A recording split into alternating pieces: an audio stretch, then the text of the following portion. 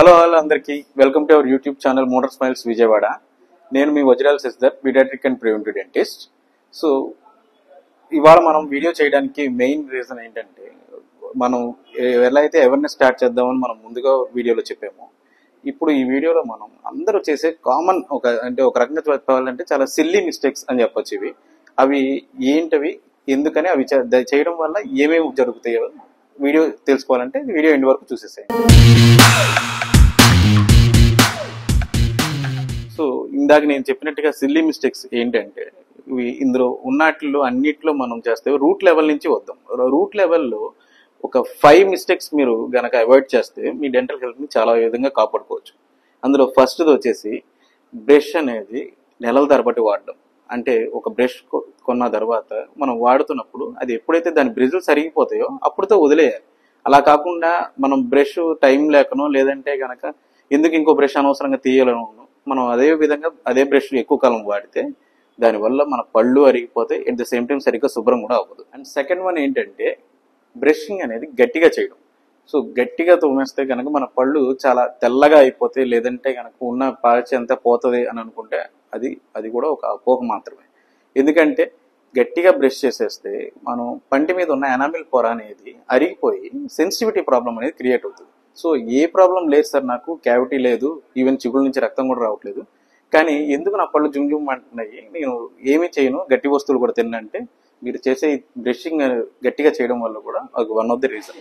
And next one, brush మాత్రమే వాడడం. ఏంటి సార్, ఇందాకటి వరకు ఏమో బ్రషింగ్ అనేది మీరు మార్చేయాలి, తర్వాత బ్రషింగ్ అనేది గట్టిగా చేయకూడదు అనేసి అన్నారు. మరి ఇప్పుడు బ్రష్ ఒకటే చేయడం అంటే అది కూడా తప్పేనా అంటే ఎస్. ఎందుకంటే మన పళ్ళ అమరిక అందరికీ ఒకలాగే ఉండదు, అన్ని పళ్ళు కూడా ఒకేలాగా రీచ్ అవ్వదు మన బ్రష్ క్లీన్ చేసుకునేటప్పుడు. సో ఆ పళ్ళ సందుల్లోకి మధ్యలోకి వెళ్ళాలంటే మనం అదర్ బ్రషింగ్ ఎయిడ్స్ అనేవి వాడాలి. కొంతమందికి సహజంగా గ్యాప్స్ ఉంటాయి, వాళ్ళకి ఇంటర్డెంటల్ బ్రషెస్ అని, లేదా మనం పళ్ళు దగ్గరగా ఉన్న వాళ్ళకి, వంకర టింకరగా ఉన్న వాళ్ళకి ఫ్లాసింగ్ చేసుకోవడం వల్ల అది కూడా మీకు చాలా హెల్ప్ అవుతుంది. సో ఫ్లాసింగ్ చేయకపోవడం వల్ల కూడా మీరు one of the common mistake చేసేది. 4వది వచ్చేసరికి డెంటల్ విజిట్స్ అనేవి అసలు మనం డెంటల్ క్లినిక్ విజిట్ చేయకపోవడం. డెంటల్ క్లినిక్ ఒకవేళ విజిట్ చేసినా మనకి ఏదైనా చిన్న ప్రాబ్లంకి సొల్యూషన్ దొరికిందని అక్కడతో ఆగిపోకూడదు. ఎవ్రీ 6 monthsకి కంపల్సరీ డెంటల్ విజిట్స్ చేయాలి. ఎందుకంటే మనకి ఉన్న ప్రాబ్లం రోజు కామన్గా మాట్లాడేది లేదంటే కామన్గా వాడేది మన నోరు మాత్రమే.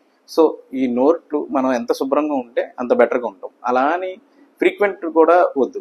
మినిమం ఎవ్రీ 6 months కన్నా కనీసం ఒక డెంటల్ విజిట్ అన్నా చేస్తే మీరు ఈ మిస్టేక్ కూడా చేయకుండా మీరు టూత్ హెల్త్ని ఈజీగా కాపాడుకో. అండ్ 5th వన్ వచ్చేసరికి మన పళ్ళు అనేవి కేవలం మనం తినడానికి మాట్లాడడానికి వాడాలి, కానీ వాటిని ఒక ఆయుధాల్లాగా వాడకూడదు. అంటే ఉంది కదా మన పళ్ళు చాలా గట్టిగా, పన్ను అనేది అన్నిటికంటే గట్టి పదార్థమే, కానీ పళ్ళని మనం ఎప్పుడైతే బాటిల్స్ ఓపెన్ చేయడానికి కానీ లేదంటే పిన్నులు పెట్టి కొరికి ఉంచడానికి కానీ, ఇవన్నీ అంటే కొన్ని వృత్తుల పరంగా కొంతమందికి తప్పు, కానీ తప్పవు అన్నంత మాత్రాన అవి అలా చేయిస్తూ ఉంటే కనుక కోరి మనం డ్యామేజ్ చేసుకున్న వాళ్ళు అవుతాం.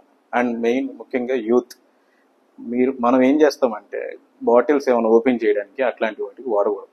హ్యాపీగా మీరు అవి ఓపెన్ చేయడానికి విడిగా వేరే వస్తువులనే ఉంచండి, అంతేగాని వీటిని పళ్ళని పరికరాలుగా వాడి మాత్రం మీ పళ్ళను మీరే కోరుండి డ్యామేజ్ చేసుకోవాలి. ఇలాంటి మరిన్ని హెల్తీ ఇన్ఫర్మేటివ్ వీడియోస్ మీరు చూడాలంటే please subscribe to our YouTube channel and also like and share our videos.